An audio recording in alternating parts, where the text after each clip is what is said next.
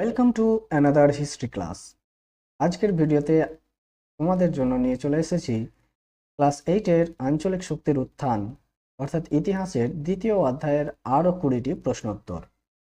এর পূর্বে আমি পরপর আরও 2টি ভিডিও এই চ্যানেলে আপলোড করে দিয়েছি। এটি সেই সিরিজের তৃতীয় পর্ব।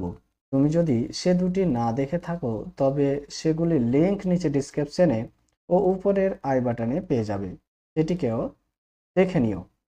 চলো আজকের ভিডিওটিকে শুরু করা যাক। Let's start.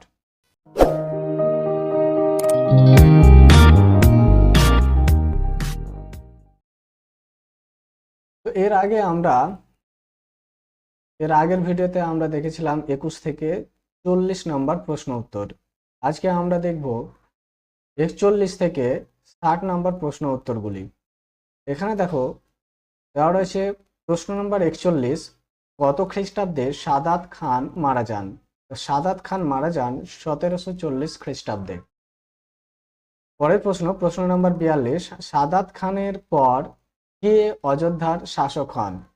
তো অযোধ্যার শাসক হন সাদাত খানের পর তিনি হলেন সফদর জং। নেক্সট কোশ্চেন দেখো, প্রশ্ন নম্বর 43, কবে সুজাউদ্দৌলা অযোধ্যার শাসক হন? সুজাউদ্দৌলা অযোধ্যার শাসক হন 1754 খ্রিস্টাব্দে। নেক্সট প্রশ্ন দেখো, প্রশ্ন নম্বর 44, ইংরেজরা কবে ফারুকশিয়ারের ফরমান লাভ করে? ইংরেজরা ফারুকশিয়ারের ফরমান লাভ করে 1717 খ্রিস্টাব্দে।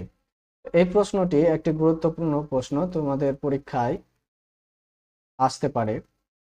ভিডিওটি যদি ভালো লাগে তবে অবশ্যই ভিডিওটিকে লাইক করবে এবং বন্ধুদের সঙ্গে শেয়ার করবে। চলো দেখে নেব পরবর্তী প্রশ্নগুলি।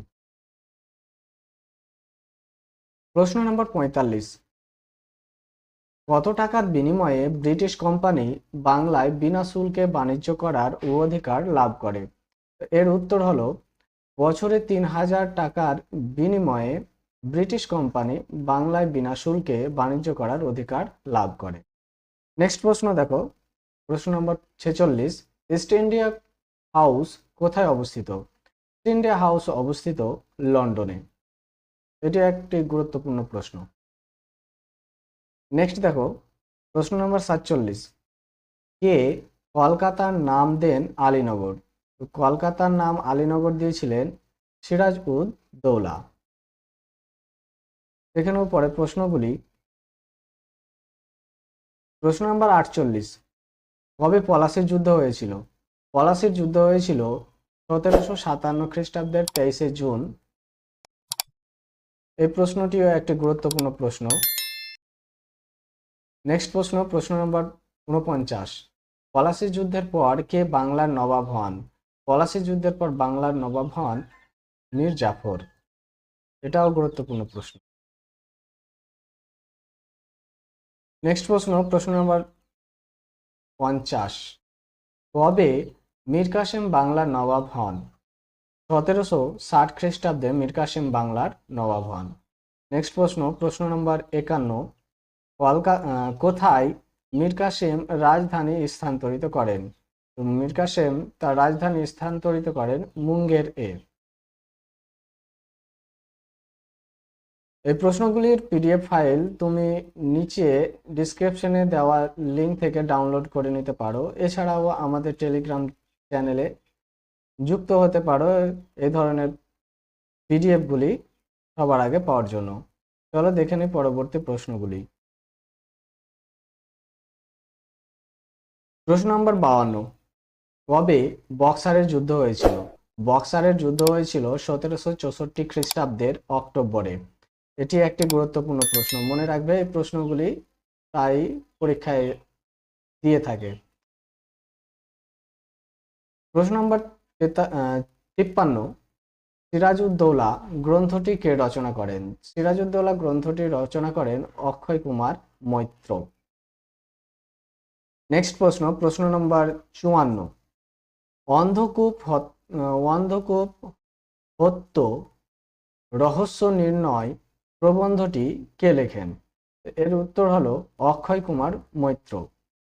পরের প্রশ্ন নম্বর 55, কত খ্রিস্টাব্দে আলীনগরের সন্ধি স্বাক্ষরিত হয়? আলীনগরের সন্ধি স্বাক্ষরিত হয় 1857 খ্রিস্টাব্দের 9 ফেব্রুয়ারি। এটিও একটি গুরুত্বপূর্ণ প্রশ্ন। নেক্সট দেখে নেব পরবর্তী প্রশ্নগুলি। প্রশ্ন নম্বর 56, কত খ্রিস্টাব্দে পলাশীর যুদ্ধ ঘটে? পলাশীর যুদ্ধ ঘটে 1757 খ্রিস্টাব্দের 23 জুন। নেক্সট প্রশ্ন নম্বর 57, সিরাজউদ্দৌলার পর কে বাংলার নবাব হন? সিরাজউদ্দৌলার পর বাংলার নবাব হন মির্জাফর। নেক্সট প্রশ্ন নম্বর 58, মির্জাফরের পর কে বাংলার নবাব হন? মির্জাফরের পর বাংলার নবাব হন 1760 খ্রিস্টাব্দে তার জামাই মীর কাসেম। নেক্সট প্রশ্ন নম্বর 59, কবে ব্রিটিশ কোম্পানি দেওয়ানির অধিকার লাভ করে? ব্রিটিশ কোম্পানি দেওয়ানি লাভ করে 1765 খ্রিস্টাব্দে। নেক্সট প্রশ্ন এবং এই ভিডিওর সর্বশেষ প্রশ্ন নম্বর 60, কবে এলাহাবাদের চুক্তি স্বাক্ষরিত হয়? এলাহাবাদের চুক্তি স্বাক্ষরিত হয় 1765 খ্রিস্টাব্দে। এটিও একটি গুরুত্বপূর্ণ প্রশ্ন। মনে রাখবে যে প্রশ্নগুলিতে স্টার চিহ্ন দেওয়া রয়েছে সেগুলি অবশ্যই তোমরা ভালোভাবে মুখস্থ করে রাখবে। এটি ছিল আজকের আঞ্চলিক শক্তির উত্থান অর্থাৎ দ্বিতীয় অধ্যায়ের গুরুত্বপূর্ণ প্রশ্ন এবং সেগুলির উত্তর আমি আজকে তোমাদের সঙ্গে শেয়ার করলাম। তো ভিডিওটি ভালো লাগলে অবশ্যই বন্ধুদের সঙ্গে শেয়ার করতে ভুলবে না, আর চ্যানেলে নতুন হলে চ্যানেলটিকে সাবস্ক্রাইব করে রাখবে এই ধরনের ভিডিওর আপডেট পাওয়ার জন্য। Thanks for watching, keep watching and keep learning.